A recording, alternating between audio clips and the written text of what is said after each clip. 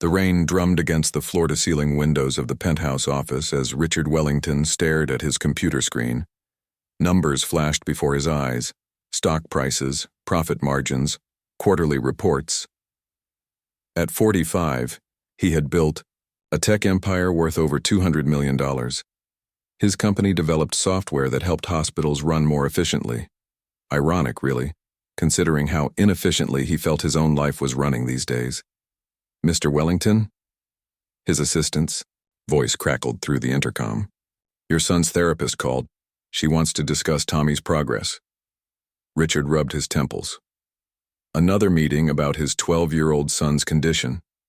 Tommy had been born with cerebral palsy, and Richard had thrown everything he had at the problem. The best doctors, the most expensive treatments, private tutors who charged more per hour than most people made in a day. Yet somehow Tommy seemed to be getting sadder instead of better. "Schedule it for tomorrow," Richard said, his voice tired. "And remind me to call Dr. Peterson about that new treatment center in Switzerland." The penthouse felt empty as Richard walked through it that evening. His wife had passed away 3 years ago from cancer, leaving him to figure out how to be both father and mother to Tommy. He thought money could fill the gaps. It always had before. Tommy sat in his wheelchair by the window, staring out at the city lights below. His small frame looked even smaller in the custom-made chair that had cost more than most people's cars.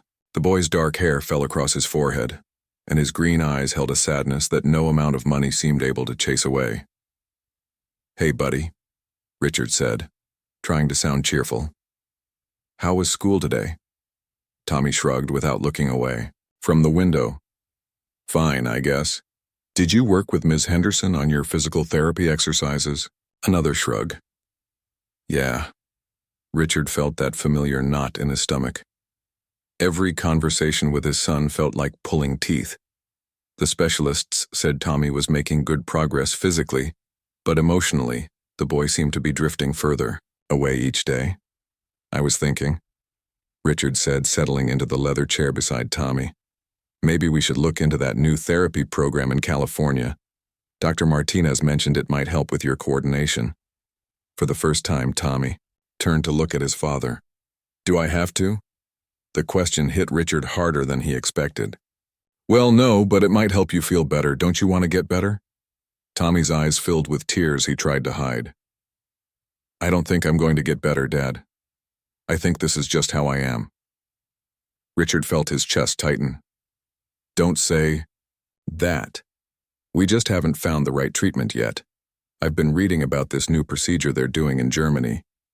But Tommy had already turned back to the window, shutting down the way he always did when Richard started talking about treatments and procedures. The next morning brought another round of appointments. First, the physical therapist who worked with Tommy in their home gym, a room that Richard had converted and filled with equipment that looked like it belonged in a medical facility. Then the speech therapist, followed by the occupational therapist. Each professional was the best money could buy, and each one had theories about what Tommy needed.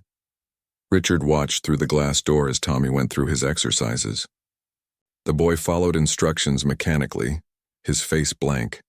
Gone was the spark Richard remembered from when Tommy was younger, before the weight of constant therapy and medical appointments had settled on his shoulders. "He's doing well physically," the physical therapist told Richard afterward. "His muscle tone is improving and his coordination is getting better." But what? "He seems sad, Mr. Wellington. Have you considered that maybe he needs more social interaction? More time just being a kid?" Richard bristled. "He goes to the best private school in the city. He has tutors who work with him one-on-one. He gets more individual attention than most children could ever dream of." The therapist nodded diplomatically. "Of course. I just meant, sometimes children need unstructured time. Time to play, to laugh, to just be themselves without any goals or objectives." Richard dismissed the suggestion. Playtime wouldn't help Tommy walk better or speak more clearly. Playtime wouldn't cure cerebral palsy. That evening, Richard's usual restaurant was closed for renovations. He stood outside Chez Laurent. staring at the sign apologetically explaining that they would be closed for 2 weeks while they updated their kitchen. This was where he and Tommy ate dinner every Friday night. The same table, the same order, the same predictable routine that Richard thought provided stability. "Now what?" he muttered, looking down at Tommy, who sat quietly in his wheelchair. Tommy surprised him by speaking up. "There's a place down the street. I've seen it from the car. It looks nice." Richard followed Tommy's gaze to a small restaurant called Mama's Kitchen. The exterior was modest, with warm light spilling from windows decorated with simple curtains. A small crowd of families was visible inside, and Richard could hear laughter drifting through the open door. Everything in Richard's body rebelled against the idea. This wasn't their kind of place.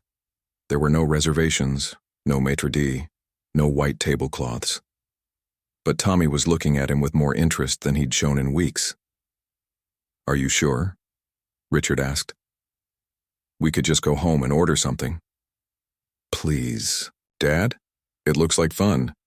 Fun? When was the last time Richard had considered whether something was fun? He made decisions based on efficiency, effectiveness, and results. Fun wasn't part of his vocabulary anymore. Against his better judgment, Richard pushed Tommy's wheelchair toward Mama's Kitchen. The moment they walked through the door, he felt out of place. The other diners were dressed casually, families with children, elderly couples sharing dessert, young people on dates. Everyone looked relaxed and happy in a way that made Richard acutely aware of his expensive suit and Tommy's medical-grade wheelchair. A hostess with a warm smile approached them. "Welcome to Mama's Kitchen. Table for 2. Richard nodded curtly, already regretting this decision. The hostess led them to a table near the small area where a local band was setting up equipment. Richard noticed how the other diners glanced at Tommy, some with curiosity, others with pity. He wanted to leave, immediately. As they settled at their table, Richard pulled out his phone to check his emails. At least he could get some work done while they waited for their food. But something made him look up at Tommy, and what he saw stopped him cold. His son was smiling. Not the polite, forced smile he gave to doctors and therapists, but a real smile. Tommy was watching the band members tune their instruments, his foot tapping against his wheelchair's footrest in time with the rhythm they were creating. For a moment, Richard saw his son not as a patient or a problem to be solved, but as a 12-year-old boy who simply enjoyed music. It was such a simple thing, but Richard realized he hadn't seen Tommy smile like that in months. Maybe, just maybe, the physical therapist had been right. Maybe Tommy didn't need another expensive treatment. Maybe he needed something Richard had forgotten how to give him. Maybe he just needed to be a kid. The menu at Mama's Kitchen was nothing like what Richard was used to. No fancy French names, no detailed descriptions of exotic ingredients. Just simple comfort food with prices that made him do a double take. A complete dinner cost less than what he usually spent on appetizers at Chez Laurent. "Good evening, folks. I'm Maya, and I'll be taking care of you tonight." Richard looked up to see a young black woman with kind eyes and a genuine smile. She wore the standard restaurant uniform. Black pants and a white shirt with a small apron tied around her waist. Her hair was pulled back in a neat ponytail, and despite the busy evening rush, she didn't seem rushed or stressed. "What can I get you started with tonight?" Maya asked, pulling out her order pad. Richard glanced at the simple menu, feeling oddly frustrated. He was used to sommeliers who could recommend the perfect wine pairing and servers who knew every ingredient in every dish. Here, he felt like he was fumbling through unfamiliar territory. "What do you recommend?" he asked stiffly. Maya's smile widened. "Well, that depends on what you're in the mood for. Our meatloaf is really popular. It's like something your grandmother would make. The chicken and dumplings are amazing on a rainy night like this. And our mac and cheese," she turned to Tommy. "That's usually a hit with the younger crowd." Tommy looked up from where he'd been watching the band. "Can I have the mac and cheese?" "Absolutely. And what about you, sir?" Richard ordered the first thing his eyes landed on, the grilled chicken. As Maya walked away, he noticed something that made him uncomfortable. She had spoken directly to Tommy, not just to him. Most servers, even at the expensive restaurants, directed their questions to Richard when Tommy was with him. They seemed to assume that because Tommy was in a wheelchair, he couldn't speak for himself. The restaurant was getting busier, and Richard found himself studying the other customers. There was a family at the corner table, parents laughing with two young children who were coloring on their paper placemats. An elderly couple by the window shared a piece of pie, holding hands across the table. A group of teenagers occupied a large round table, talking loudly and laughing even louder. Everyone seemed so relaxed, so happy. Richard couldn't remember the last time he'd felt that carefree. "Dad, look," Tommy whispered, pointing toward the small stage area. The band had finished setting up and started playing. It was simple music, not the classical pieces that Richard preferred, but something warm and folksy that seemed to fill the restaurant with even more life. Several couples had gotten up to dance in the small space between tables. Richard watched, with growing discomfort as people moved chairs aside to make room for dancing. This wasn't the controlled environment he was used to. At Chez Laurent, people ate quietly, spoke in hushed tones, and certainly didn't dance between the tables. But Tommy was mesmerized. His eyes followed every couple as they swayed to the music. His fingers drummed silently on his wheelchair's armrest, keeping perfect time with the rhythm. For the first time in months, Tommy looked fully alive. Maya returned with their drinks, water for Richard and chocolate milk for Tommy. "Looks like someone's enjoying the music," she said, noticing Tommy's rapt attention. "The band plays here every Friday night," she continued. "They're local folks. The guitar player works at the hardware store during the day, and the singer teaches kindergarten, but they sure can make beautiful music together." As she spoke, Maya seemed to really see Tommy, not just his wheelchair. Richard noticed how she positioned herself at Tommy's eye level when she talked, never talking over him or around him the way so many adults did. "Do you like music?" Maya asked Tommy directly. Tommy nodded enthusiastically. "I love it.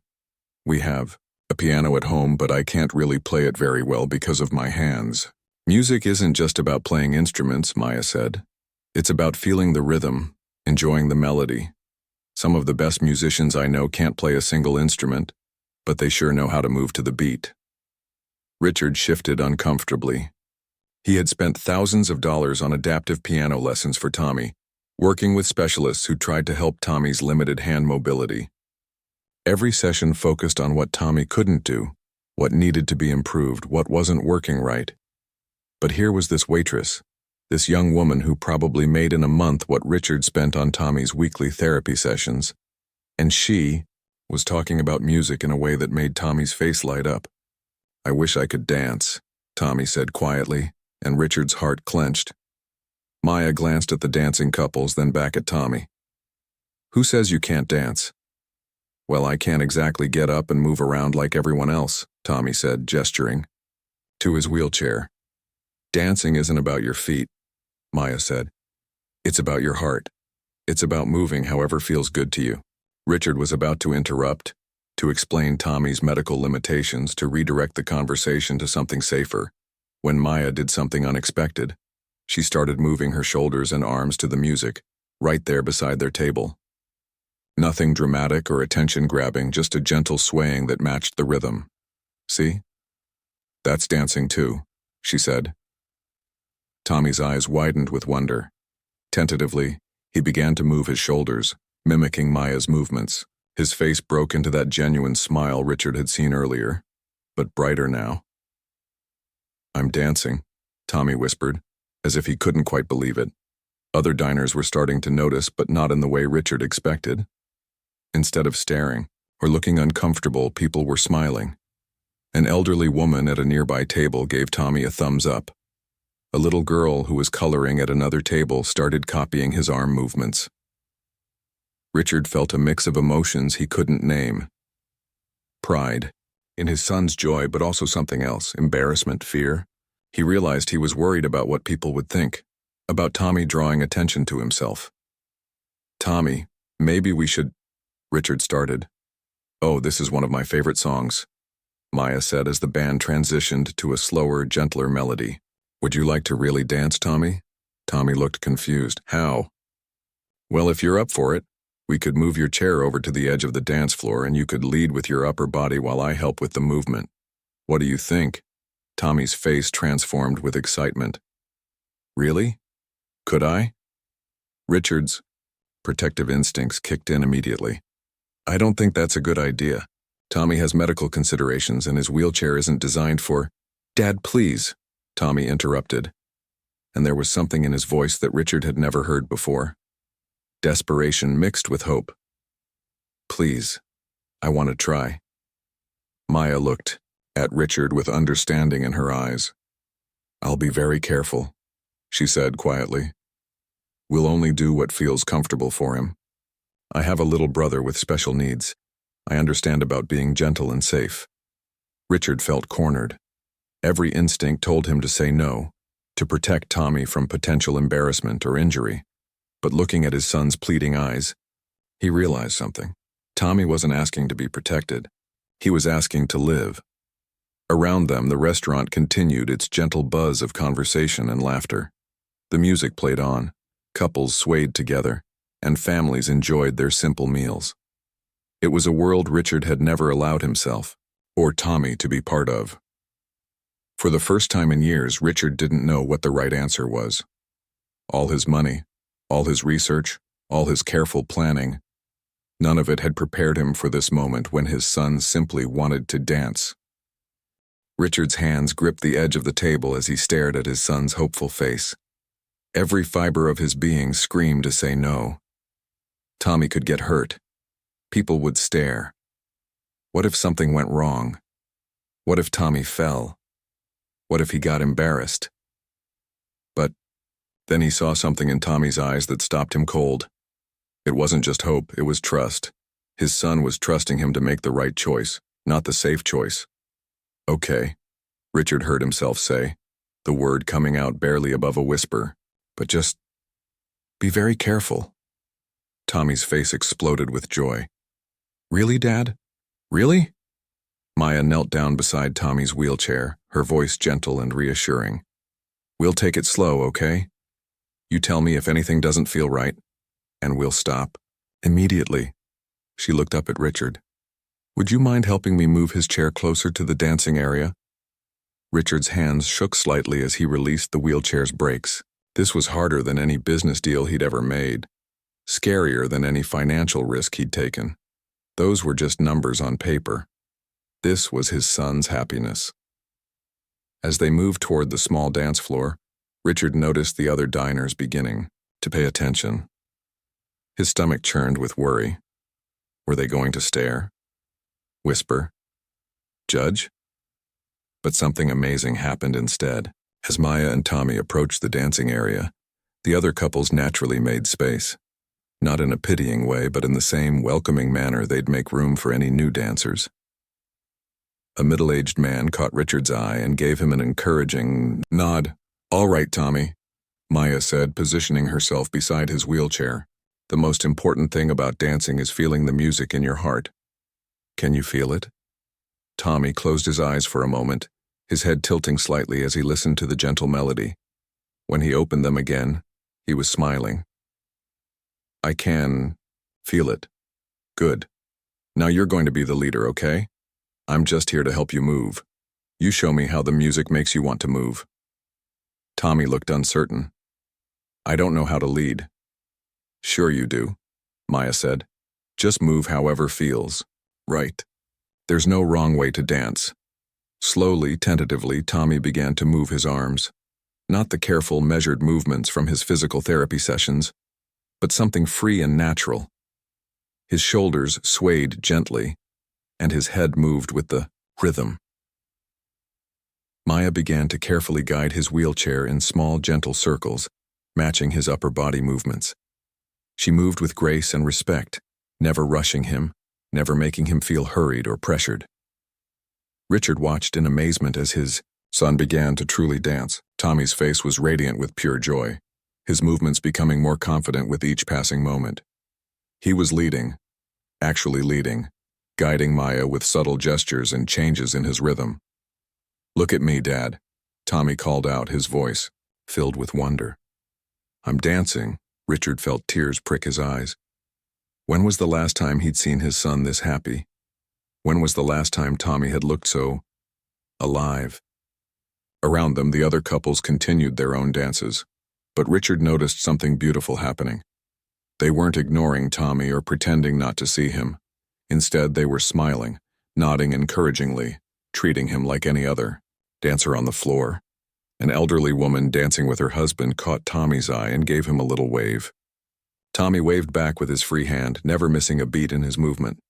A young couple nearby started copying some of Tommy's arm movements, turning it into a playful exchange. "You're doing great, Tommy," Maya said, her voice warm with genuine admiration. "You've got natural rhythm." Tommy beamed at the compliment. "This is the best thing ever," he said, loud enough for several nearby tables to hear. A few people chuckled warmly at his enthusiasm, and Richard realized something that shocked him. They weren't laughing at Tommy. They were laughing with him, sharing in his joy. As the song continued, Tommy grew more adventurous with his movements.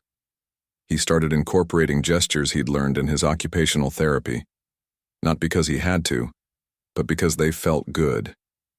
His hands painted pictures in the air. His arms swayed like tree branches in the wind. Richard had spent thousands of dollars on therapy sessions designed to improve Tommy's coordination and movement. But here, in this simple restaurant, his son was moving more freely and naturally than Richard had ever seen. "Dad, are you watching?" Tommy called out, spinning his wheelchair in a careful circle with Maya's help. "I'm watching," Richard managed to say, his voice thick with emotion. But he was doing more than watching. He was seeing his son, really seeing him, for the first time in years. Not as a patient who needed fixing, not as a problem that required solving, but as a 12-year-old boy who simply wanted to dance. Other diners had stopped eating to watch, but their faces showed only warmth and encouragement. An older man started clapping along to the rhythm.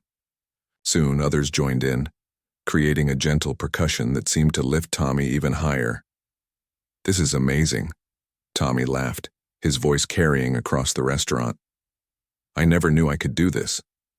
Maya smiled, continuing to guide his movements. "With expert care. You've always been able to do this, you just needed someone to show you how." The words hit Richard like a physical blow. How many times had he told Tommy what he couldn't do? How many times had he focused on limitations instead of possibilities? As the song reached its crescendo, Tommy threw his arms wide, his face turned toward the ceiling with pure joy. In that moment, Richard saw not a disabled child, but a boy experiencing the magic of music and movement for the first time. The song ended with gentle applause from the other diners. Tommy's breathing was a little heavy, but he was grinning from ear to ear. "Thank you," he said to Maya, his voice filled with genuine gratitude. "That was the best thing that's ever happened to me." Maya knelt down beside his wheelchair again. "Thank you for trusting me to dance with you. You're a wonderful dancer."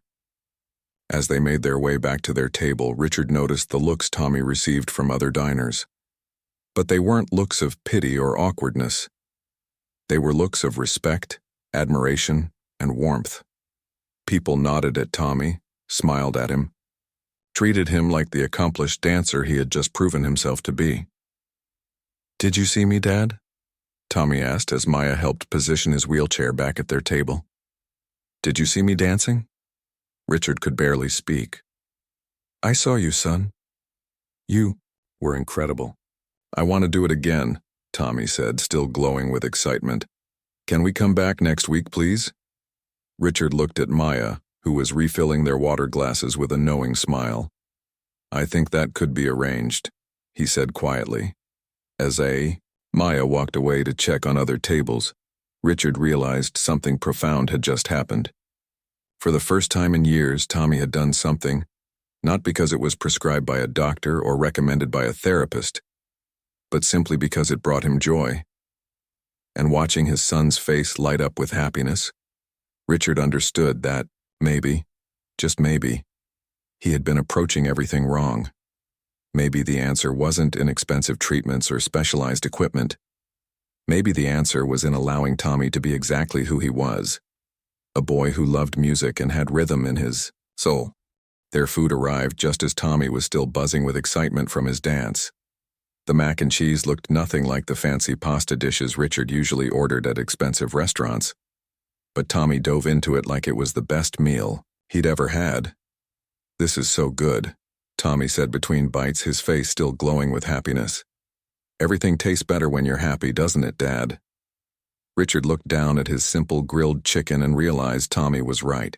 He had eaten at the world's finest restaurants, but he couldn't remember the last time food had actually tasted good to him. Tonight, even this basic meal seemed delicious. Maya stopped by their table during a brief lull in the evening rush. "How's everything tasting?" she asked. "Perfect," Tommy said immediately. "Can I ask you something?" "Of course. How did you know I could dance? Everyone always tells me about things I can't do. But you just knew I could." Maya pulled out the chair across from them and sat down for a moment. Richard noticed she didn't ask permission. She just made herself comfortable, like they were old friends. In his world, servers kept their distance, maintained professional boundaries. But somehow, Maya's casual approach felt more genuine than all the formal politeness he was used to. "I have a little brother named Danny," Maya began. "He's 8 years old and he has something called autism. When he was younger, people always focused on what made him different. They talked about what he couldn't do, what was wrong with him, what needed to be fixed." Richard shifted uncomfortably. This sounded familiar. "But you know what I noticed?" Maya continued. "Danny could remember every single song he'd ever heard. He could tell you what day of the week your birthday fell on for any year. He could spot patterns that none of us could see. He had all these amazing abilities, but everyone was so busy worrying about his problems that they missed his gifts." Tommy listened intently, his fork halfway to his mouth. "So I started asking myself a different question," Maya said. "Instead of wondering what was wrong with Danny, I started wondering what was special about him. And once I changed my question, I started seeing magic everywhere." "What kind of magic?" Tommy asked. Maya smiled. "Danny taught me that there are different ways to be smart, different ways to communicate, different ways to see the world. And tonight, watching you move to that music, I could see that you have rhythm in your soul. That's not something you can learn or buy. That's just who you are." Richard felt something crack open inside his chest. He thought about all the reports he'd read, all the specialists he'd consulted, all the focus on Tommy's deficits and delays. When was the last time anyone had talked about what was special about his son? "Where is Danny now?" Tommy asked.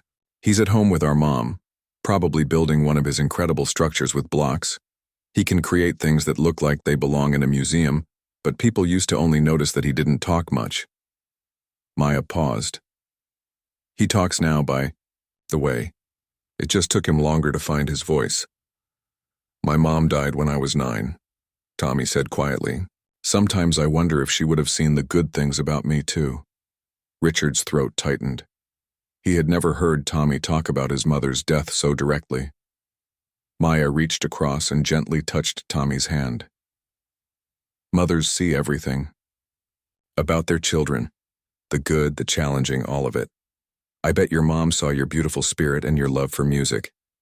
I bet she knew you were going to do amazing things, even if they looked different from what other people expected." Tears filled Tommy's eyes, but he was smiling. "I wish I could meet Danny. Do you think he would like me?" "Are you kidding? He would love you. He doesn't get to meet many people who understand that being different can be wonderful." Richard watched this conversation unfold with growing amazement. In 10 minutes, this young woman had connected with his son in ways that years of expensive therapy had never achieved. She wasn't trying to fix Tommy or change him. She was simply seeing him, celebrating him, understanding him. "Maya," Richard said hesitantly, "can I ask you something?" "Sure. How do you know so much about children like Tommy? Do you have training in special education or therapy?" Maya laughed, but not unkindly. "No formal training, just life experience. I work here at night and at a daycare during the day. I've learned that kids don't need us to be experts, they need us to be real." Richard felt embarrassed by his question.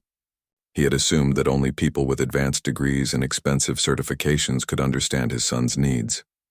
But here was Maya, working 2 jobs to support her family, and she seemed to understand Tommy better than anyone. The thing is, Maya continued, I think sometimes we adults make things too complicated. We have all these theories and methods and programs, but kids are pretty simple, really. They want to feel loved, accepted, and valued for who they are. They want to have fun and try new things and be proud of themselves. But what about his physical limitations? Richard asked. What about his medical needs? Those things matter. Of course, Maya said. Danny has needs too. But they don't define him any more than the color of his eyes defines him. They're just part of who he is. Tommy had been listening quietly, but now he spoke up. Dad, can I tell you something? Of course. Sometimes I feel like you're sad when you look at me, like you wish I was different. Richard felt like he'd been punched in the stomach. Tommy, no. I love you exactly as you are. But you're always trying to fix me, Tommy said, his voice small. All the doctors and therapists and treatments, it makes me feel like there's something really wrong with me. Richard stared at his son, horrified. All this time he thought he was helping. He thought he was being a good father by pursuing every possible treatment, by never giving up, by fighting for Tommy's future. But Tommy had interpreted it as rejection. I just want you to be happy, Richard said, his voice breaking. I want you to have every opportunity. I am happy, Tommy said. I was happy today when I danced. I'm happy when I listen to music. I'm happy when we read books together before bed. I don't need to be fixed, Dad. I just need you to be happy. With me too. Maya stood up quietly, sensing this was a moment between father and son. I should get back to work, she said softly. But Tommy, I hope you know that what happened tonight was special.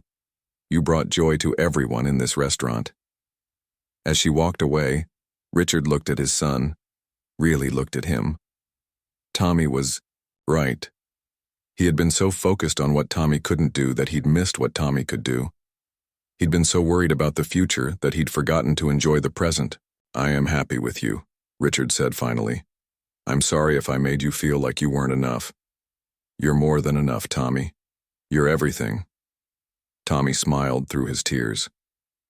Can we come back here next Friday? I want to dance again. We can come back whenever you want, Richard promised. And for the first time in years, Richard meant it. He wasn't thinking about therapy schedules or medical appointments. He was thinking about his son's smile and the way he'd moved to the music like he was born to dance. Maybe Maya was right. Maybe the magic had been there all along, waiting for someone to notice it. 6 months later, Richard barely recognized his own life. He sat in Mama's kitchen on another Friday evening, watching Tommy laugh with Maya as she showed him how to fold napkins into different shapes. It had become their weekly tradition, not because a therapist recommended it, but because Tommy loved it here. Dad, look, Tommy called out, holding up a napkin folded into what might have been a flower or a bird. Maya taught me how to make art with napkins. Richard smiled, remembering how he used to cringe when Tommy got excited about simple things. Now he found himself looking forward to these moments of pure joy. The changes hadn't happened overnight. The first few weeks after that initial visit, Richard had struggled with guilt and confusion. He'd canceled some of Tommy's therapy appointments, unsure of what to do instead. Tommy had noticed immediately. Are you okay, Dad? Tommy had asked one evening. You seem different. I'm trying to figure some things out, Richard had admitted. I think I've been doing some things wrong. That conversation had led to more honest talks between them. Richard learned that Tommy actually enjoyed some of his therapies, the ones that felt like play rather than work. So they kept those and dropped the others. They found a new balance, one that left room for spontaneous fun. Maya appeared at their table with 2 steaming plates. Over the months, she'd become more than just their server. She'd become a friend, someone who helped Richard see the world through different eyes. How's your week been? She asked, sitting down in the empty chair they now always saved for her. Amazing, Tommy said immediately. Dad took me to the music store and I got to try different instruments. I can't play piano very well, but I discovered I'm really good at the drums. Richard chuckled.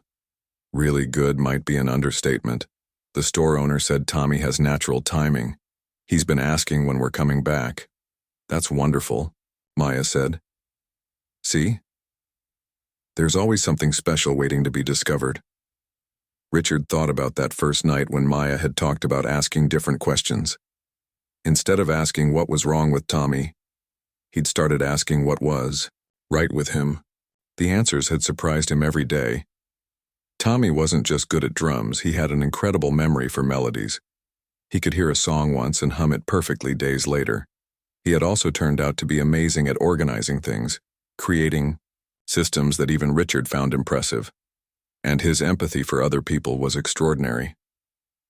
Speaking of discoveries, Maya said, I have some news. Remember I told you about my brother Danny? The one who builds amazing things, Tommy asked. That's him? Well, he's been asking about you ever since I told him about your dancing. He wants to meet you. Tommy's face lit up. Really? He wants to meet me? He does. In fact, our whole family is having a barbecue this Sunday. Nothing fancy, just burgers and music in our backyard. Would you and your dad like to come? Richard felt his old instincts kick in. A backyard barbecue? With people he didn't know? What if Tommy got overwhelmed? What if people stared? What if... But then he caught himself. These were the old fears, the ones that had kept Tommy isolated and sad for so long. We'd love to come, Richard said, and meant it. Sunday afternoon found them in Maya's family's modest backyard, surrounded by the warmth and chaos of a large, loving family. Danny had indeed wanted to meet Tommy, and the two boys had connected, immediately over their shared love of patterns and music. Richard found himself talking to Maya's mother, Carol, who worked as a nurse at the local hospital. She had raised 4 children, including Danny and Maya, largely on her own after her husband passed away when the kids were young. Maya tells me you're learning some new things about parenting, Carol said with a knowing smile. Richard laughed, feeling embarrassed. I think I had everything backwards for a while.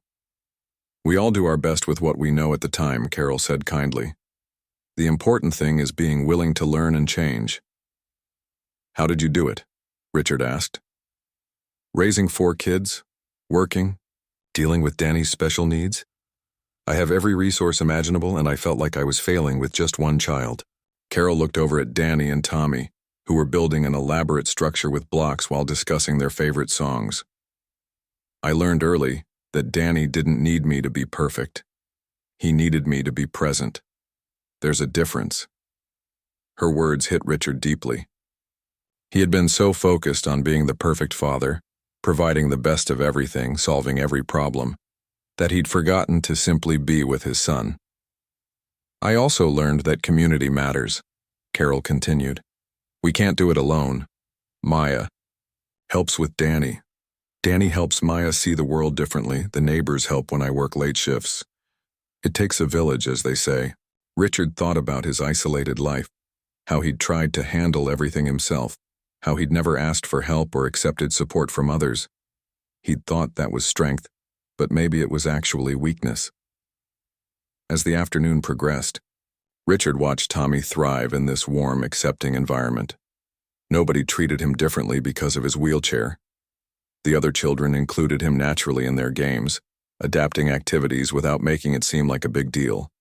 When Maya's aunt brought out a guitar and started playing, Tommy immediately asked if he could show everyone his drumming. Soon there was an impromptu band session with various family members joining in on different instruments and Tommy keeping perfect rhythm on a makeshift drum set made from pots and pans. Your boy's got real talent, Maya's uncle told Richard. You should think about getting him into a music program. Actually, Richard said, surprising himself, I've been looking into a community music group for kids. Not therapy-based, just for fun. That sounds perfect, the uncle said. Music should be about joy first, everything else second. As the sun began to set, Richard found himself sitting next to Maya on the back porch, watching their children play, together in the yard. Thank you, he said quietly. For what? For seeing my son. For helping me see him too. Maya smiled. You were ready to see him, Richard. You just needed someone to point you in the right direction. I've been thinking about making some changes, Richard said. Not just in how I parent Tommy, but in other areas too. I've been so focused on success and achievement that I forgot about connection and community. What kind of changes? Well, for starters, I want to do something meaningful with my money. I've been researching organizations that support families with disabled children, but not in the way I used to think about it. Not about fixing or curing, but about providing opportunities for joy and inclusion. Maya nodded approvingly. That sounds wonderful. And I want to get involved personally, not just write checks. Maybe volunteer, maybe mentor other parents who are where I was 6 months ago. As they drove home that evening, Tommy was quiet for a while before speaking up. Dad, can I tell you something? Always. I'm proud of you. Richard felt tears prick his eyes. Proud of me? Why? Because you learned how to be happy with me. And now we're both happy. Richard reached back and squeezed his son's hand. We are both happy, aren't we? 6 months ago, Richard had thought his job was to fix his son. Now he understood that his son had actually fixed him, not by changing who he was, but by teaching him how to love without conditions, how to find joy in simple moments, and how to see magic in unexpected places. As they pulled into their driveway, Tommy was already planning their next adventure. And for the first time in years, Richard was excited to see where it would lead them.